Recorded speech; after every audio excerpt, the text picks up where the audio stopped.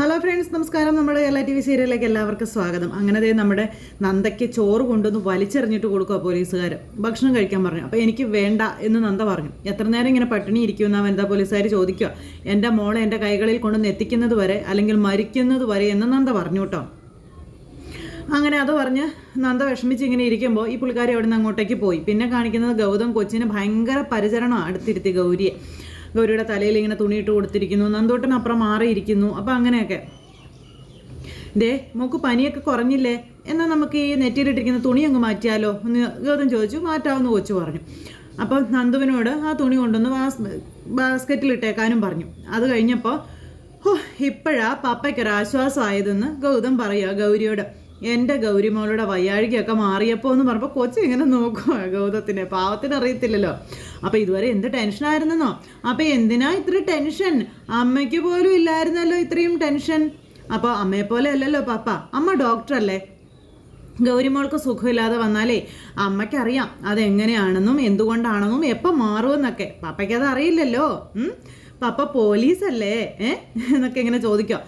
അപ്പോൾ അതൊക്കെ കേട്ട് ഗൗരി ഇങ്ങനെ നോക്കിയിരിക്കുക കേട്ടോ. മോൾക്ക് വയ്യ എന്ന് പറഞ്ഞപ്പോഴേ പപ്പയ്ക്ക് ആകെ ടെൻഷനായെന്നൊക്കെ ഗൗതം ഇങ്ങനെ പറയുന്നിട്ട് കൊച്ചിനെ നോക്കിക്കൊണ്ട് ഇങ്ങനെ ഇരിക്കുക. അപ്പോൾ നന്ദു അങ്ങോട്ടേക്ക് വന്നു. അപ്പം നന്ദുവിൻ്റെ പപ്പയ്ക്ക് എന്നോട് ഇത്രയ്ക്ക് സ്നേഹം ഉണ്ടായിരുന്നോ എന്ന് ഗൗരിക്കുട്ടി ചോദിച്ചപ്പോൾ, പിന്നെ എനിക്ക് ഒത്തിരി സ്നേഹമാണ് മോളോടെന്ന് പറഞ്ഞു. ആണോ നന്ദു, നിന്റെ പപ്പയ്ക്ക് എന്നെ അത്രയ്ക്ക് ഇഷ്ടമായിരുന്നോ എന്ന് ചോദിച്ചു. എനിക്ക് അറിഞ്ഞൂടാ എന്ന് നന്ദൂട്ടൻ. അതെന്താണ് മോനെ നിനക്ക് അറിയാത്തത്? ഞാൻ പലതവണ ഗൗരിക്കുട്ടിയുടെ കാര്യം നിന്നോട് ചോദിച്ചിട്ടില്ലേ? അയ്യോ പപ്പ ചോദിക്കുകയേ ഇല്ല എന്ന് പറഞ്ഞുകൊണ്ട് നന്ദൂട്ടൻ അന്നേരം പറഞ്ഞു. ഗൗരിയെ സോപ്പിടാൻ പപ്പ ഇപ്പോൾ സ്റ്റോറി ഉണ്ടാക്കുകയാണെന്ന് നന്ദൂട്ടൻ പറഞ്ഞു.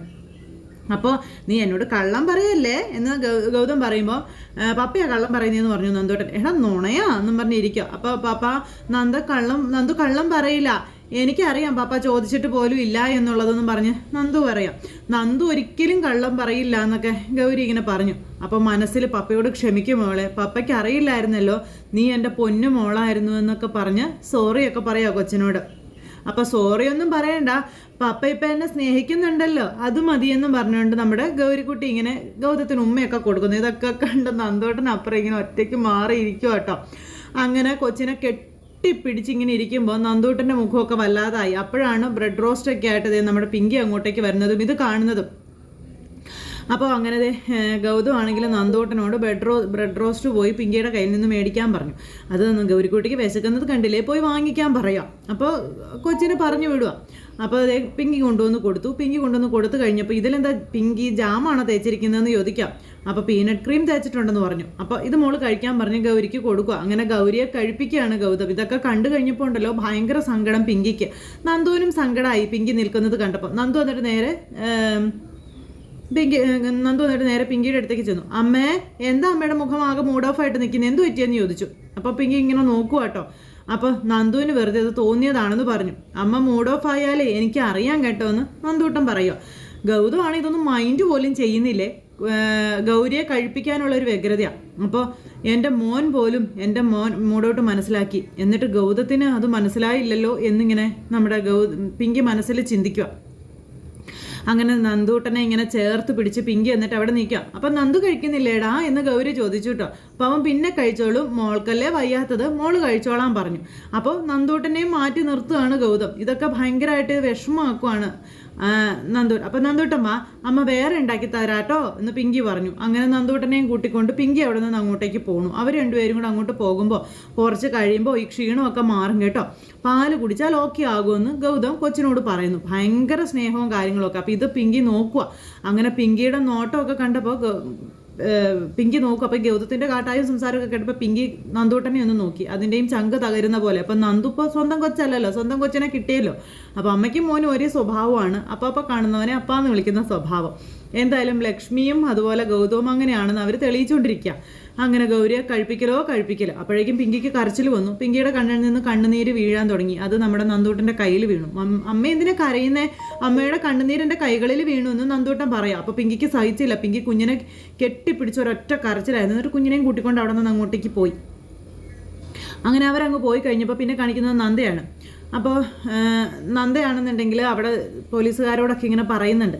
അപ്പോൾ പോലീസുകാരോട് പറയുന്നത് തന്നെ പുറത്തു വിടാനുള്ള ഒരിതും അതുപോലെ തന്നെ ജാമ്യത്തിലെടുക്കാനുള്ള സാധ്യതകളും ഇതിനെപ്പറ്റിയൊക്കെ അങ്ങോട്ട് ക്ലാസ് എടുക്കുക.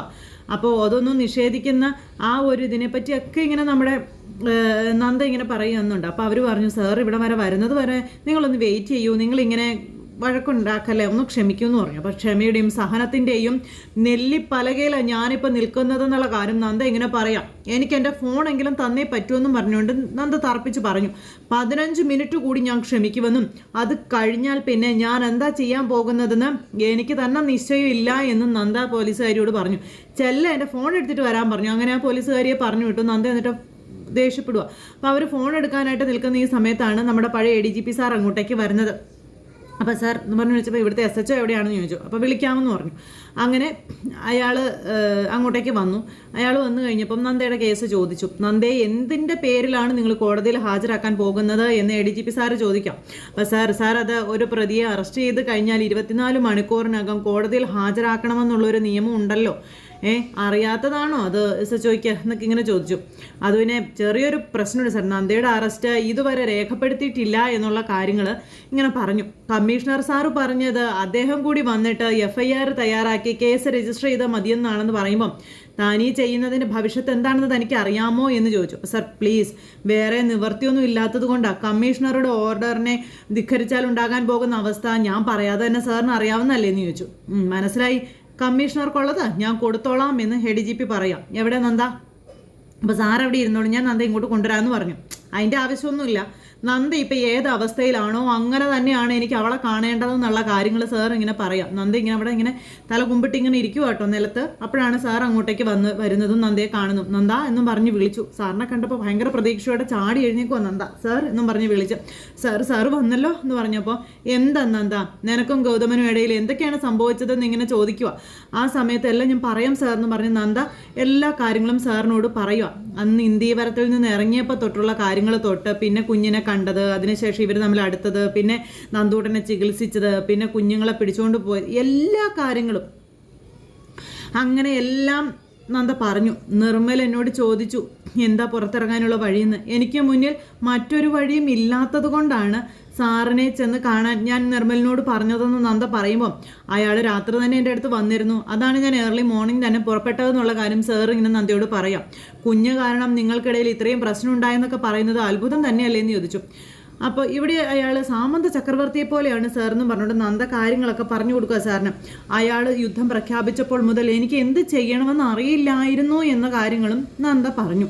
ഇവിടെ വേറെ ആരെയും എനിക്ക് പരിചയമൊന്നും ഇല്ല സാറെന്ന് നന്ദ പറയുക കേട്ടോ. അപ്പോൾ സാറിനെ മാത്രമേ എനിക്ക് ഓർമ്മ വന്നുള്ളൂ, സാറിന് മാത്രമേ എനിക്ക് അറിയുള്ളൂ. ഗൗതമനെ തളയ്ക്കണമെന്നുണ്ടെങ്കിൽ അത് സാറിന് മാത്രമേ പറ്റൂ എന്നുള്ള കാര്യങ്ങളും നന്ദ സാറിനോട് അപേക്ഷിച്ച് പറയുക. എൻ്റെ ഗൗരിക്ക് സുഖമില്ല, ഇതേ നല്ല പനിയുണ്ടായിരുന്നു അവൾക്കെന്ന് പറയുമ്പം അയാൾ അവളുടെ അച്ഛനല്ലേ, എന്തായാലും അത് നിഷേധിക്കാൻ പറ്റില്ലല്ലോ എന്നൊക്കെ ഇങ്ങനെ പറയുമ്പം ഗൗരി എൻ്റെ മാത്രം മോളാണെന്ന് നന്ദ. അവിടെ ഒരു അനീതി ഒളിച്ചിരിപ്പില്ലേ നന്ദ എന്ന് ADGP സാർ നന്ദയോട് ചോദിക്കാം. ഗൗതമന് തൻ്റെ മകളുടെ അച്ഛനാണെന്നുള്ള അംഗീകാരത്തിന് അർഹതയുള്ളതാണ്. ഇവിടെ 2 പേരും നീതി നിഷേധിക്കപ്പെട്ടവരായിട്ടാണ് എനിക്ക് തോന്നുന്നതെന്നുള്ള കാര്യമൊക്കെ അന്നേരം സാറ് പറഞ്ഞു. പിന്നെ 2 പേരും കൂടി സംസാരിച്ച ഒരു ധാരണയിലെത്തുക എന്നുള്ളതാണ് ഇക്കാര്യത്തിൽ ഞാൻ മുന്നോട്ട് വയ്ക്കുന്ന സജഷൻ എന്നും സാറ് പറഞ്ഞു കൊടുത്തു നന്ദയോട്. അപ്പം ഞാൻ എന്തായാലും ഗൗതമനെ ഒന്ന് വിളിക്കാം എന്ന് പറഞ്ഞുകൊണ്ട് സാർ ഇങ്ങനെ നന്ദയോട് പറഞ്ഞു. അതിനുശേഷം ഫോൺ എടുത്ത് വിളിച്ചു. Hello sir, how are you? Very good. താനിപ്പോൾ എവിടെ ഉള്ളതെന്ന് ചോദിച്ചു സാർ ഗൗതത്തിനോട്. അപ്പം ഞാനിപ്പോൾ വീട്ടിലുണ്ടല്ലോ സാർ. തൻ്റെ വരവും കാത്ത് നീതി തേടി ഒരു പ്രതി ഇവിടെ സ്റ്റേഷനിലുണ്ടല്ലോ എന്ന് സാറ് പറയുമ്പോൾ ഗൗതം ഇങ്ങനെ നോക്കുക, അതാരാ എന്നുള്ള ഇതിൽ. അവൾക്കൊപ്പം ഞാനും ഉണ്ട്. എത്രയും പെട്ടെന്ന് താനിവിടെ എത്തണം എന്ന് പറയുമ്പം സാർ ഇതാ ഫോൺ അങ്ങ് കട്ട് ചെയ്തു. സാർ അത്രയും പെട്ടെന്ന് ഗൗതത്തിന് മനസ്സിലായി പാളി എന്നുള്ള കാര്യം. ഈ സമയത്ത് അയാളിപ്പോൾ വരും എന്നുള്ള രീതിയിൽ സാറ് നന്ദയോട് പറഞ്ഞിട്ട് സാറും അവിടെ വെയിറ്റ് ചെയ്ത് നിൽക്കുക. ഈ സമയത്ത് ലക്ഷ്മി ആണെങ്കിൽ കൊച്ചുമോളുടെ അടുത്തേക്ക് ചെന്നേക്കുക. എന്നിട്ട് മോൾക്കരികിൽ ചെന്നിരുന്ന് മോളുടെ നെറ്റിയിൽ ഒരു ഉമ്മയൊക്കെ കൊടുത്ത് തൊട്ട് തുമ്പ് വരാ കൊച്ചു പിഴച്ചു പറ്റതാണെന്ന് പറഞ്ഞ് എന്തെല്ലാം ഡയലോഗ് അടിച്ചതായിരുന്നു നമ്മുടെ ലക്ഷ്മി. ആ ലക്ഷ്മിയാണിപ്പോൾ റൂമിലേക്ക് വന്ന് നെഞ്ചത്ത് കൈയൊക്കെ വെച്ച് കൊച്ചിനെ നോക്കിക്കൊണ്ട് ഇങ്ങനെ ഭയങ്കര സ്നേഹം കാണിക്കുന്നത്. ഇതൊന്നും അറിയാതെ നല്ല ഉറക്കമാണ്. അപ്പം ഞാൻ ഇത്രയും നാളായിട്ട് അറിഞ്ഞില്ലല്ലോ മോളെ, നീ എൻ്റെ ഗൗതമൻ്റെ മോളാണെന്ന് ഞാൻ അറിഞ്ഞില്ലല്ലോടാ എന്നൊക്കെ പറഞ്ഞുകൊണ്ട് പറയാം. എത്ര കാലമായി അച്ചമ്മ കാത്തിരിക്കുകയാണെന്നറിയാവോ, എൻ്റെ മകൻ്റെ രക്തത്തിൽ ഒരു കുഞ്ഞിനെ കാണാനായിട്ടെന്നൊക്കെ പറഞ്ഞുകൊണ്ട് കൊച്ചിനോടിരുന്ന് പറയാം. കൊച്ചതൊന്നും അറിയുന്നില്ല, കൊച്ചു ഇറക്കുക. അപ്പം ഈശ്വരൻ ഇതുവരെ അങ്ങനെ ഒരു ദയ എന്നോട് കാണിച്ചില്ല. ഒടുവിൽ ദേ നിന്നെ പോലൊരു മിടുക്കി കുട്ടിയെ തന്നെ അച്ചമ്മയ്ക്ക് ദൈവം തന്നല്ലോ എന്നൊക്കെ പറഞ്ഞുകൊണ്ട് കുഞ്ഞിനെ നോക്കി ഭയങ്കര കരച്ചിലും ഇതൊക്കെ. അപ്പോഴാണ് പിങ്കി അങ്ങോട്ടേക്ക് വരുന്നത്. പിങ്കി വരുമ്പോൾ കാണുന്നത് ലക്ഷ്മി കൊച്ചിനെ ലാളിക്കുന്നത്, കൊഞ്ചിക്കുന്നത്, കയ്യിൽ ഉമ്മ കൊടുക്കുന്നതൊക്കെ. ഉമ്മ കൊടുത്തിട്ട് തിരിഞ്ഞു നോക്കുമ്പോൾ കാണുന്നത് പിങ്കിയെ കണ്ടപ്പോൾ ലക്ഷ്മി കയ്യടാന്നായിപ്പോയി. അപ്പോൾ പിങ്കി മോള് ബാത്റൂമിലുണ്ടായിരുന്നല്ലേ എന്ന് ചോദിച്ചു ഈ ലക്ഷ്മി. അതെ, ഞാനൊന്ന് ഫ്രഷ് ആകുമായിരുന്നു എന്ന് പിങ്കി പറഞ്ഞു. അല്ല, നന്ദു എവിടെ? അവനെവിടെ ഇല്ല, താഴെ കാണുമായിരിക്കും എന്ന് പറഞ്ഞു. അപ്പോൾ ഞാൻ അവനെ അന്വേഷിച്ച് വന്നതാ, ഞാനൊന്ന് പോയി നോക്കിയിട്ട് വരാവേ എന്ന് പറഞ്ഞുകൊണ്ട് ലക്ഷ്മി നൈസായിട്ട് പുറത്തേക്ക് പോണു. അപ്പോൾ പിങ്കിക്ക് മനസ്സിലായി എല്ലാവർക്കും ഗൗരിയെ മതിയെന്നുള്ളത്. ഈ സമയത്ത് പിന്നെ നമ്മുടെ പിങ്കി അങ്ങോട്ടും ഇങ്ങോട്ടും നോക്കുക. പിന്നെ താഴേക്ക് ഇറങ്ങി ചെന്നപ്പോൾ മോഹിനി അവിടെ നിൽപ്പുണ്ട്. മോഹിനി ചായ എടുത്തുകൊണ്ടിരിക്കുക. അപ്പോൾ ലക്ഷ്മി അടുത്ത് നോക്കുമ്പോഴേ ആരാ ഒറിജിനൽ? ഗൗരി. പിന്നെ സ്വന്തം രക്തത്തിൽ പിറന്ന കുഞ്ഞ് നിൽക്കുമ്പോൾ എവിടെന്നെങ്കിലും ദത്തെടുത്തുകൊണ്ട് വന്ന കുഞ്ഞിൻ്റെ കാര്യം നോക്കൂ ആരെങ്കിലും എന്നൊക്കെ ഇങ്ങനെ മോഹിനി പിങ്കിയുടെ മനസ്സിലിങ്ങനെ ആ ഒരു ഇത് വെച്ച് കൊടുക്കുക. അപ്പം നന്ദുവിനെ ആരും അങ്ങനെ ഡ്യൂപ്ലിക്കേറ്റ് ആയിട്ട് കണ്ടതിന് ഞാൻ സമ്മതിക്കില്ല എന്ന് പറഞ്ഞു പിങ്കി. പിന്നെ എൻ്റെ മോന അവൻ മറ്റു പലരും പകരക്കാരായി വന്നു കഴിഞ്ഞപ്പോൾ അവനെ മാറ്റി നിർത്താനും തരം താഴ്ത്തി കാണിക്കാനും ഉത്സാഹിക്കുന്നവർ ഒരു കാര്യം ഓർത്തോളണമെന്ന് പിങ്കി പറഞ്ഞു. ഒരിക്കൽ എൻ്റെ നന്ദുമോനുള്ളത് കൊണ്ട് മാത്രം പിടിച്ചു നിന്നവരാണ് ഈ വീട്ടിലുള്ളവർ ഓരോരുത്തരും. അതാരും മറന്നു പോകരുത്. നന്ദ സ്വന്തം മകനെയും വാരി പിടിച്ചു പോയിട്ട് എന്തായി? ബസ് ആക്സിഡൻറ്റിലെല്ലാം പോയില്ലേ എന്ന് പിങ്കി ചോദിക്കാം. നന്ദുവിനെ അഡോപ്റ്റ് ചെയ്തുകൊണ്ട് വന്നപ്പോഴാണ് ഈ വീടിനൊരു ശ്വാസം കിട്ടി തുടങ്ങിയത്. അതാരും മറന്നു പോകരുതെന്നൊക്കെ പിങ്കി മോഹിനിയോട് പറയുമ്പോൾ മനുഷ്യർ പലതും എളുപ്പത്തിൽ മറക്കാൻ സിദ്ധിയിട്ടിട്ടുള്ളവരാണെന്നുള്ള കാര്യമൊക്കെ പറഞ്ഞു മോഹിനി. നല്ല കാര്യങ്ങളൊക്കെ അവർ വളരെ പെട്ടെന്ന് തന്നെ മറക്കും. ചെറിയൊരു വീഴ്ച പറ്റിയിട്ടുണ്ടെങ്കിലേ അത് മരിക്കും വരെ ഓർത്തിരിക്കുന്നവരുമാണ് മനുഷ്യരെന്നുള്ള കാര്യമൊക്കെ അന്നേരം മോഹിനി പറഞ്ഞു കൊടുക്കുക പിങ്കിക്ക്. അല്ല, ഞാനും നീയൊക്കെ ആ ഗണത്തിൽ പെടും. അപ്പോൾ വേറെ ഒന്നും എനിക്ക് വേണ്ട ചെറിയമ്മായി. എനിക്ക് എൻ്റെ മോനോടുള്ളതിനേക്കാളും അടുപ്പം ഗൗരിയോട് കാണിക്കരുതെന്നൊക്കെയുള്ള കാര്യങ്ങൾ പിങ്കി പറയുക. അപ്പോൾ അതിന് എന്തെങ്കിലും ഒരു വഴി കാണിച്ച് തരുമോ എന്നിങ്ങനെ പിങ്കി മോഹിനിയോട് ചോദിച്ചപ്പോൾ മോഹിനി ഈ ചായ എടുത്ത് കയ്യിലേക്ക് കൊടുത്തു. നീ എന്താ എന്നെ കളിയാക്കുകയാണോ ചെറിയമ്മായി എന്ന് ചോദിച്ചു. അയ്യോ അല്ല, ഇത് വല്യേടത്തേക്കുള്ള ചായ. മറ്റാര് പറഞ്ഞത് കേട്ടില്ലെങ്കിലും വല്യേടത്തി പറയുന്നത് ലക്ഷ്മി എടുത്ത് കേൾക്കും. നന്ദുവിൻ്റെ കാര്യവും ഗൗരിയുടെ കാര്യവും പറഞ്ഞ് സെറ്റാക്കാവെന്ന് പറഞ്ഞു. അങ്ങനെ മോഹിനി നേരെ ചെല്ലുക. അപ്പോൾ ഈ ലക്ഷ്മി അവിടെ ഇരിപ്പുണ്ട്. അപ്പോൾ ഏട്ടത്തി എന്തിയെന്ന് ചോദിച്ചു. അപ്പോൾ ഏട്ടത്തി രാവിലെ മുതൽ ഇവിടെ ഒന്നും കാണുന്നില്ലല്ലോ എന്ന് ലക്ഷ്മി പറഞ്ഞു. അങ്ങനെ മഹേശ്വരനൊക്കെ കൂടെ ഇരിക്കും. അപ്പോഴാണ് മോഹിനി മുറിയിലേക്ക് ചെല്ലുന്നത്. മുറിയിലേക്ക് ചെല്ലുമ്പോൾ മോഹിനി കാണുന്നത് ഒരു ലെറ്റർ. ആ ലെറ്റർ എടുത്ത് പറന്ന് ലക്ഷ്മിയുടെ അടുത്തേക്ക് വന്നു. അതിനകത്ത് എഴുതി വെച്ചിരിക്കുന്നത്, പ്രിയപ്പെട്ട എൻ്റെ ഇന്ദീവരം കുടുംബാംഗങ്ങൾക്ക് നിങ്ങളോട് ആരോടും യാത്ര പറയാതെ ഞാൻ ഇറങ്ങിയത് പിണക്കം കൊണ്ടല്ല, മറിച്ച് എന്നെ തനിച്ചു വിടാൻ നിങ്ങളാരും തയ്യാറാവില്ല എന്ന് അറിയാവുന്നത് കൊണ്ടാണെന്നൊക്കെ പറഞ്ഞ് എഴുതി വെച്ചേക്കുക. അപ്പം ഞാൻ എവിടെ പോയെന്ന് അറിയാതെ നിങ്ങളാരും വിഷമിക്കാൻ പാടില്ല, അതുകൊണ്ട് ഞാൻ ഈ എഴുതി വെക്കുന്നതെന്നൊക്കെ പറഞ്ഞു. അങ്ങനെയൊക്കെയുള്ളൊരു ലെറ്റർ ആയിരുന്നു എഴുതി വെച്ചിരിക്കുന്നത്. ഞാൻ പ്രിയയുടെ അടുത്തേക്കാണ് പോകുന്നത്. കുറച്ച് ദിവസത്തെ ഒരു മാറ്റം എന്നതിനപ്പുറം പ്രിയയെയും കുടുംബത്തെയും സ്വപ്നങ്ങളിൽ കണ്ടു എന്നുള്ളത് എൻ്റെ ഒരു തീരുമാനത്തിന് കാരണമായിട്ടുണ്ടെന്നൊക്കെ പറഞ്ഞു. ഉടൻ തന്നെ നേരിൽ കാണാം എന്നുള്ള പ്രതീക്ഷയോടെ നിർത്തുന്നു എന്ന് പറഞ്ഞൊരു ഇത്. അപ്പം അങ്ങനെ എഴുതി വെച്ചിട്ട് പുള്ളിക്കാരി അങ്ങനെ നൈസായിട്ട് മുങ്ങി. ഈ സമയം പിന്നെ കാണിക്കുന്നത് അവിടെ ADGP സാറും നന്ദ എങ്ങനെ ഇരിക്കുമോ, നന്ദയ്ക്ക് കുടിക്കാൻ എന്തെങ്കിലും വേണോ, കഴിക്കാൻ എന്തെങ്കിലും വേണോ എന്നൊക്കെ സാറ് ചോദിക്കുന്നുണ്ട്. സമയത്തൊന്നും വേണ്ടെന്ന് പറഞ്ഞാൽ നന്ദ ഇരിക്കും. അപ്പോൾ ഗൗതം അങ്ങോട്ടേക്ക് വന്നു. അപ്പോൾ ഗൗതം അങ്ങോട്ടേക്ക് വന്നു കഴിഞ്ഞപ്പോൾ നന്ദ ചോദിച്ചു, ഗൗതം സാർ എൻ്റെ മോളോട് പറഞ്ഞോ, നിങ്ങളാണ് അവളുടെ അച്ഛനെന്ന് പറഞ്ഞോ എന്ന് ചോദിച്ചു. അപ്പോൾ ഇതുവരെ ഞാൻ പറഞ്ഞിട്ടില്ല, പക്ഷെ ഞാനത് പറയും, ഉടൻ തന്നെ പറയുമെന്ന് ഗൗതം പറയുമ്പം, പ്ലീസ് ഗൗതം സാർ വേണ്ട, അത് പറയരുത്, അവളൊരു ചെറിയ കുട്ടിയാ, പെട്ടെന്നത് അങ്ങനെ പറഞ്ഞാൽ അത് അവളെ എങ്ങനെ ബാധിക്കുമെന്ന് പറയാൻ പറ്റില്ല എന്ന് നന്ദ. അപ്പം നിർത്ത്, നിന്റെ ലെക്ചറുകൾ നിർത്ത്, നീ എന്നെ പഠിപ്പിക്കാനൊന്നും വരണ്ട, എനിക്കറിയാം ഗൗരിക്ക് നല്ലതെന്ത് മോശമെന്തെന്ന് തിരിച്ചറിയാൻ കഴിയുമെന്ന്. ഞാനല്ലാതെ മറ്റാര് പഠിപ്പിക്കും എൻ്റെ മോളുടെ കാര്യമെന്ന് നന്ദ പറയുമ്പോൾ നിർത്താൻ എന്നും പറഞ്ഞുകൊണ്ട് ഭയങ്കര ഒച്ച വയ്ക്കല്.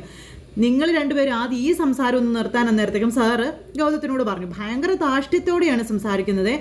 ആദ്യം രണ്ടുപേരും സമാധാനമായി ഞാൻ പറയുന്നതൊന്നും കേൾക്കാൻ ADGP സാറ് പറയാം. അപ്പം പറ ഗൗതം, എന്തിനാ നന്ദയെ ഇവിടെ കൊണ്ടുവന്നിരിക്കുന്നത് എന്നിങ്ങനെ ഗൗതം ചോദിക്കുമ്പം, അത്രയെങ്കിലും ഞാൻ ചെയ്യണ്ടേ സാറിന് ഗൗതം, ഇവൾ എന്നോട് ചെയ്ത ദ്രോഹത്തിന്. അപ്പം എന്ത് ദ്രോഹം നന്ദ ചെയ്തത്? എൻ്റെ മകളെ അവൾ ജനിച്ചു എന്ന വാർത്ത പോലും പറയാതെ സ്വയം മരിച്ചവളായി മാറി എൻ്റെ മോളെ എൻ്റെ കണ്ണിൽ നിന്ന് മറച്ചു വെച്ചില്ലേ എന്ന് ഗൗതം ചോദിക്കുക. അപ്പോൾ നന്ദയ്ക്ക് ഭയങ്കര ദേഷ്യം വരിക. അപ്പോൾ ഞാൻ പോയതേ ഇവിടുത്തെ എൻ്റെ ജോലി തീർന്നത് കൊണ്ടാണെന്നും അല്ലാതെ വേറൊന്നുമല്ല, വെറുതെ ചെയ്യാത്ത കുറ്റങ്ങൾ എൻ്റെ തലയിൽ കെട്ടിവെക്കാൻ നോക്കരുത് സാറെന്ന് നന്ദ ഇതിൻ്റെ നടുവിൽ ആ സാറ് നിൽക്കുക. ദേ നീ നിരപരാധി ചമയാനൊന്നും നോക്കണ്ട, എന്നെ മാത്രമല്ല സാർ, ഇവളെ കബളിപ്പിച്ചത് എൻ്റെ മകളെ കൂടിയാണെന്ന് പറഞ്ഞുകൊണ്ട് ഗൗതം നന്ദയെ കുറ്റം പറയുന്നു. അപ്പം നന്ദ ഇങ്ങനെ നോക്കുക, എൻ്റെ മോള് സ്വന്തം അച്ഛൻ ആരാണെന്ന് പോലും അറിയാതെ എന്നെ കാത്തിരിക്കായിരുന്നു, എന്നിട്ട് പോലും ഇവള് സത്യം പറഞ്ഞില്ല. അപ്പം എനിക്ക് ഇഷ്ടമല്ലായിരുന്നു നിങ്ങളെപ്പോലെ ഒരാളാണ് അവളുടെ അച്ഛനെന്ന് പറയാനെന്ന് നന്ദ. നിങ്ങൾക്ക് അതിനുള്ള ഒരു യോഗ്യതയും ഇല്ല എന്ന് നന്ദ ഗൗതത്തിൻ്റെ മുഖത്ത് നോക്കി പറഞ്ഞു. രണ്ടും കൂടെ കൂട്ടടിയാ പോലീസ് സ്റ്റേഷനിൽ കിടന്നിട്ട്. ഒരു വാക്കിനോ ഒരു നോട്ടത്തിനോ ഒരു ഇഞ്ചിനോ വിട്ടുകൊടുക്കാതെ ഗൗതത്തിൻ്റെ മുന്നിൽ ഭയങ്കര പവർഫുള്ളായിട്ട് നമ്മുടെ നന്ദ പിടിച്ചു നിൽക്കുന്നിടത്താണ് ഇന്നത്തെ കഥ അവസാനിച്ചിട്ടുള്ളത്. അപ്പോൾ എല്ലാവരും കാത്തിരുന്ന് കാണണോട്ടെ. എല്ലാവർക്കും നല്ലൊരു ദിവസം ആശംസിക്കുകയാണേ. നന്ദി.